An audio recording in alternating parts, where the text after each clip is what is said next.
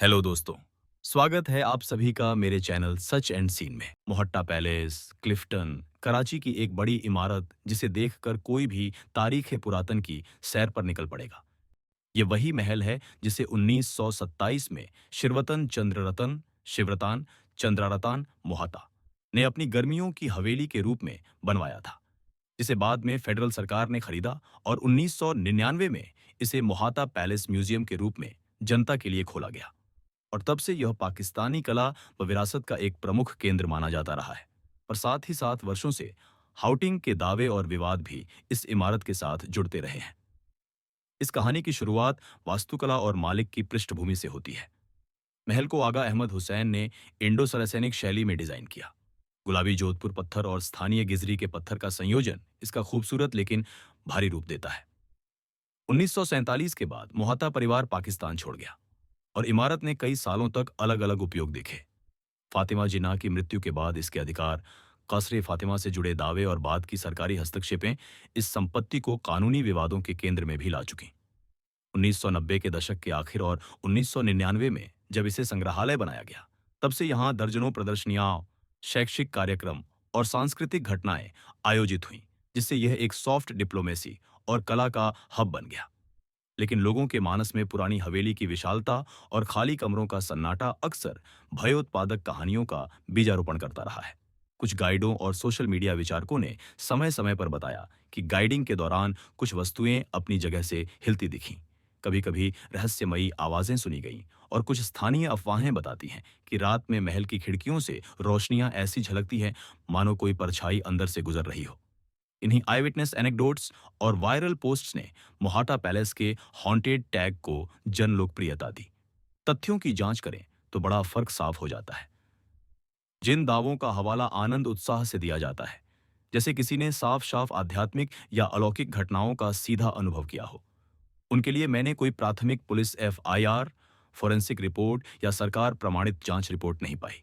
यानी कोई आधिकारिक दस्तावेज मौजूद नहीं है जो किसी सुपरनैचुरल घटना को प्रमाणित करे। तो जहां तक हॉन्टिंग का सवाल है, डॉक्यूमेंटेड एविडेंस अनुपस्थित है और अधिकांश सामग्री user generated eyewitness testimony, social media clips और ओरल फोकलोर पर निर्भर है। दूसरी ओर जो लोड बेरिंग वास्तविक घटनाएं और विवाद हैं, वे कानूनी और प्रशासनिक हैं।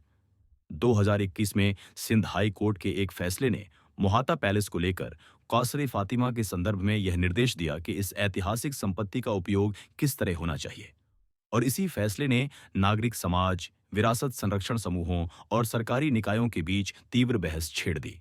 कुछ अदालती आदेशों में यह कहा गया कि इस महल को मेडिकल डेंटल कॉलेज में परिवर्तित करने का निर्देश था, अक्टूबर 2021। जबकि संग्रहालय संचालक और सांस्कृतिक समूहों ने इस फैसले के खिलाफ अपीलें और दलीलें पेश की। अदालतों की यह लंबी लड़ाई 2021 से 2023 के दौरान और भी पेचीदा हुई, जब सिंध हाई कोर्ट ने संबंधित पक्षों को मामलों में शामिल करने या छूट देने के बारे में आदेश दिए और इसे हेरिटेज प्रोटेक्शन के दायरे में देखा गया, जिससे सार्वजनिक बहस छिड़ी कि क्या एक रिस्टोर्ड म्यूजियम गैलरी को फिर से किसी शैक्षणिक उपयोग में बदला जाना चाहिए या इसे संस्कृति और कला के लिए संरक्षित रखा जाए। इस पूरे कानूनी सिलसिले का श्रेय और आलोचना दोनों मीडिया कवरेज में आए और कई रिपोर्टों ने restoration history board of trustees की भूमिका, जिसे 1999 में रेस्टोरेशन और संचालन के लिए बनाया गया था, और फेडरल प्रोविंशियल विवादों को विस्तार से लिखा। इन कानूनी घटनाक्रमों का नतीजा ये हुआ कि मोहाता पैलेस सिर्फ हाउंटेड कथा का विषय नहीं रहा, बल्कि एक सक्रिय धरोहर, नैतिकता, न्यायिक आदेश और पब्लिक इंटरेस्ट केस का भी हिस्सा बन गया। डॉन और ट्रिब्यून जैसी प्रमुख पत्रकारिक संस्थाओं ने 2019 से 2024 में महल के रेस्टोरेशन सक्सेसेस, एग्जीबिशंस और साथ में चल रहे आधिकारिक दावों को विस्तार से रिपोर्ट किया। और 2021 के एसएचसी के आदेश ने हेरिटेज कंजर्वेशन बनाम एडमिनिस्ट्रेटिव रिपोर्टिंग की बहस को और तीखा कर दिया। जहां तक फोरेंसिक इन्वेस्टिगेटिव प्रमाणों का सवाल है, कोई भी मीडिया या सरकारी प्रकाशित दस्तावेज ऐसा फोरेंसिक लेवल दखला नहीं दिखाते जो पैरानॉर्मल घटनाओं को सत्यापित करे। जो चीजें उपलब्ध हैं वे archive records, architectural plans, ownership transfers और अदालत की फाइलें हैं, जिनसे पता चलता है कि संपत्ति के स्वामित्व और उपयोग को लेकर कई दशकों से विवाद रहा है। उदाहरण के लिए फेडरल गवर्नमेंट द्वारा प्राप्य अधिकार, सिंध गवर्नमेंट की चुनौती और मोहत्ता पैलेस म्यूजियम गैलरी ट्रस्ट की याचिका है। जिनका हवाला मामलों में दिया गया है। ये सब लीगल रिकॉर्ड में मौजूद है और इन्हीं पर आगे की सार्वजनिक नीति निर्भर करती रही है। मीडिया कवरेज में कभी-कभी गाइडों और कर्मचारियों के सब्जेक्टिव अनुभवों का उल्लेख मिलता है। जैसे कभी कोई वस्तु अपनी जगह से हिली मिली या रात को गाइड को कुछ आवाजें सुनाई दी।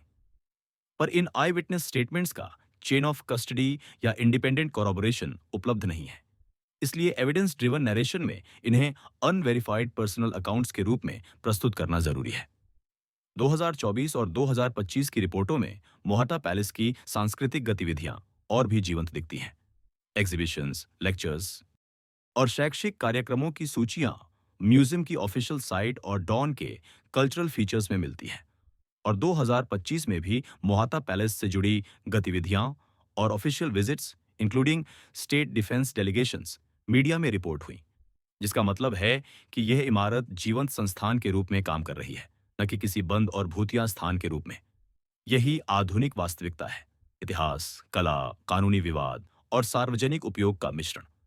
आखिरकार सैच एंड सीन के नजरिए से जो साफ सी बात कही जा सकती है वह यह है, मोहाता पैलेस के बारे में जो सबसे महत्वपूर्ण प्रमाणित तथ्य है, निर्माण वर्ष 1927, मालिक शिवरतान मोहाता, 1999 में म्यूजियम के रूप में उद्घाटन, 2021 से 2023 के बीच सिंध हाई कोर्ट के आदेश और संबंधित कानूनी चुनौतियां, और 2019 से 2025 के बीच म्यूजियम के कल्चरल रिवाइवल।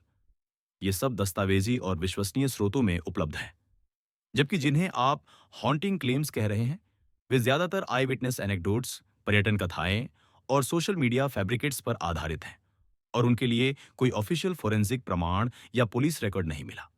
वह अफवाहों से नहीं बल्कि संरक्षित कला, रेस्टोरेशन और अदालतों के दस्तावेजों से परिभाषित होती है। हॉन्टेड दावों के लिए कोई वेरीफाइड एविडेंस उपलब्ध नहीं है। हम आपको वही सच बता रहे हैं जो दस्तावेज और रिपोर्ट साबित करते हैं।